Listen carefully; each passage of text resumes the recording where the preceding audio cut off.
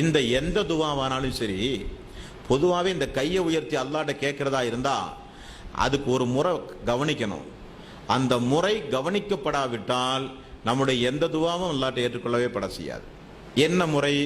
ரசூலுல்லாஹி ஸல்லல்லாஹு அலைஹி வஸல்லம் அவர்கள் சொன்ன செய்தி நசையில் 1267வது நபிமொழி. நாம எப்பட்ட அல்லாட்ட துவா செய்யும் போதும் முதலில் யார்கிட்ட கேட்கிறோமோ அந்த அல்லாஹ்வை முதல்ல புகழணும்.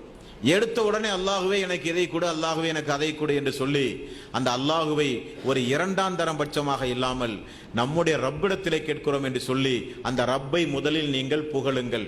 ஏதாவது ஒரு வார்த்தையை சொல்லி சுப்ஹானல்லாஹ், அல்ஹம்துலில்லாஹ், அல்லாஹு அக்பர், ஏதாவது ஒரு வார்த்தையை சொல்லி அல்லாஹ்வை புகழுங்கள்.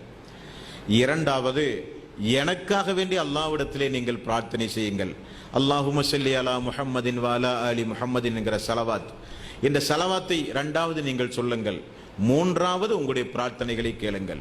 யார் ஒருவர் அல்லாஹ்வின் மீது அல்லாஹ்வை புகழாமல், யார் ஒருவர் என் மீது ஸலவாத்து சொல்லாமல் பிரார்த்தனை செய்கிறார்களோ அவருடைய பிரார்த்தனை வானத்திற்கு மேல் செல்லாது என்றார்கள் ரசூலுல்லாஹி ஸல்லல்லாஹு அலைஹி வஸல்லம்.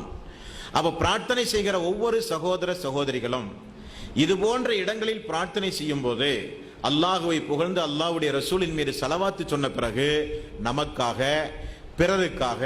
பிறருக்காக செய்யும் போது வானவருடைய துவா நமக்கு கிடைக்கும் என்கிற சிந்தனையோடு பிறருக்காக, சமுதாயத்திற்காக, நமக்கு முன்னால் மரணித்து போன நல்லவர்களுக்காக எல்லாம் நாம் பிரார்த்தனை செய்ய வேண்டும். பிரார்த்தனை செய்வதற்கு முன்னால் அல்லாஹ்வை புகழ்ந்து ரசூலுல்லாஹ் மேல ஸலவாத்து சொல்லி பிரார்த்தனை செய்ய வேண்டும்.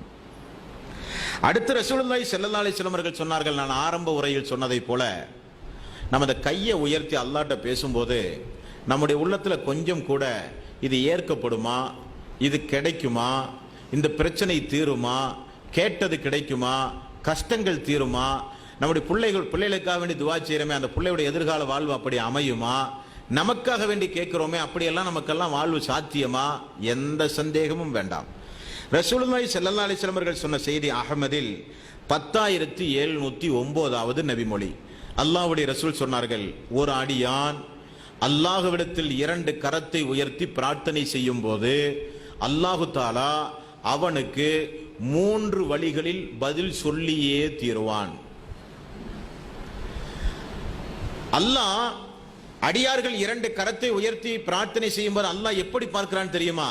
என்னுடைய அடியான் 2 கரத்தை உயர்த்தி என்னிடத்திலே கேட்டு விட்டானே, அவனுக்கு ஒரு எஜமானன் உண்டு என நினைத்து 2 கரத்தை உயர்த்தி நாம் கேட்டால் ரப்பு தருவான் என்கிற நம்பிக்கையோடு எனது அடியான் கேட்டு விட்டானே என்று சொல்லி அந்த கையை வெறுமனே திரும்ப அனுப்ப அல்லாஹ் வெட்கப்படுகிறான் என்று ரசூல் ஸல்லல்லாஹு அலைஹி வஸல்லம் அவர்கள் சொன்னார்கள். அந்த அளவுக்கு ரோசக்காரன் ரப்புல் ஆலமீன், அந்த அளவுக்கு ரப்புல் ஆலமீன் ரோசக்காரன். அப்ப அல்லாஹு தாலா 3 வழிகளில் பதில் சொல்கிறான். ஒன்று, ஒரு சில நபர்களுக்கு அல்லாஹு தாலா கேட்டதை கொடுத்து விடுவான். இது நம்முடைய வாழ்க்கையில நிறைய நடந்திருக்கு, யாரும் இல்லைன்னு சொல்ல முடியாது. நான் துவா கேட்டு ஆயுள் காலத்தில் ஒண்ணுமே நடக்கலன்னு யாரும் சொல்ல முடியாது. ஏதாவது சந்தர்ப்பங்களில் ஒரு சில காரியங்கள் நடந்திருக்கும், கேட்டதை கொடுப்பான். இரண்டாவது, நீங்கள் ஒன்றை கேட்கிறீர்கள், ஆனால் உங்களுக்கே தெரியாமல் உங்களுடைய விதியில் நாளைக்கு உங்களுக்கு ஒரு தீங்கு நடக்க போகிறது என்று இருந்தால் அல்லாஹ் என்ன செய்வான் தெரியுமா? இன்றைக்கு அடியான் இதை கேட்கிறான், ஆனால் நாளைக்கு அவனுக்கு ஒரு விபத்து அல்லது ஒரு நோய் அல்லது ஒரு தீங்கு அவனுக்கு வரப்போகிறது.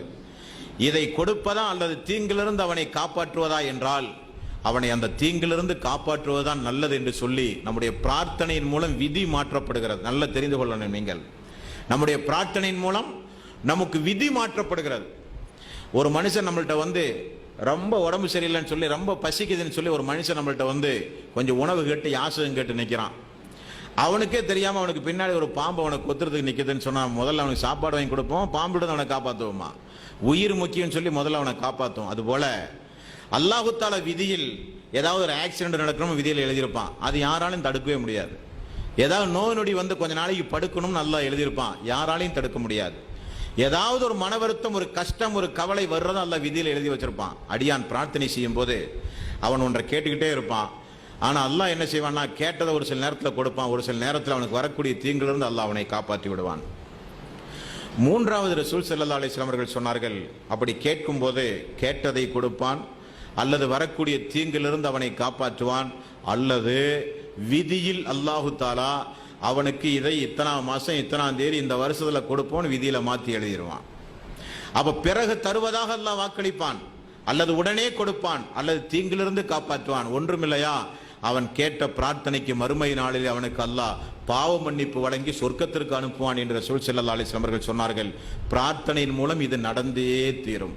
இது அல்லாத ஒரு பிரார்த்தனையும் இஸ்லாமிய மார்க்கத்திலே கிடையாது. ஆக அல்லாஹு தாலா இவ்வளவு வகையான பாவ மன்னிப்புகளையும் இவ்வளவு வகையான அந்தஸ்துகளையும் பிரார்த்தனை செய்யும் போது நமக்கு வைத்திருக்கிறான் என்பதை இந்த இஸ்லாமிய சமுதாயம் தெரிந்தால் அல்லாஹ்வை விட்டு வேற யார்ட்டையா போய் துவா செய்வாங்களா? ஒரு காலம் செய்ய மாட்டார்கள். ஆக துவாவினுடைய இது போன்ற ஒழுங்குமுறைகள் இந்த மனித சமுதாயத்திற்கு அடிக்கடி நினைவு கூறப்பட்டு கொண்டே இருக்க வேண்டும். அடுத்தது, நபிகள் நாயகம் ஸல்லல்லாஹு அலைஹி வஸல்லம் அவர்கள் சொன்னார்கள், இதெல்லாம் துவா யாரோட துவா அங்கீகரிக்கப்படும், எந்தெந்த நேரங்களில் அங்கீகரிக்கப்படும், எப்படி கேட்க வேண்டும், கேட்கும் போது எப்படியெல்லாம் பதில் கிடைக்கும், இதை தான் நாம் பார்த்தோம். இப்ப பார்க்க போற விஷயம் எல்லாம் என்ன தெரியுமா?